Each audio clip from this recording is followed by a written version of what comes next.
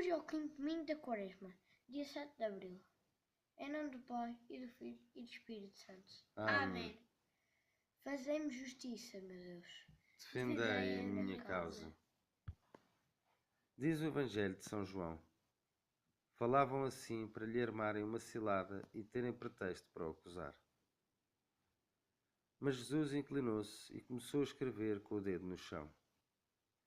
Como persistiam em interrogá-lo, ergueu-se e disse-lhes: Quem de entre vós estiver sem pecado, atire a primeira pedra. Inclinou-se novamente e continuou a escrever no chão. Eles, porém, quando ouviram tais palavras, foram saindo um após outro, a começar pelos mais velhos. E ficou só Jesus e a mulher, que estava no meio. Jesus ergueu-se e disse-lhe: Mulher, onde estão eles? Ninguém te condenou? Ela respondeu: Ninguém, Senhor. Disse então Jesus: Nem eu te condeno. Vai e não tornes a pecar. Quem dentre vós estiver sem pecado, atire a primeira pedra.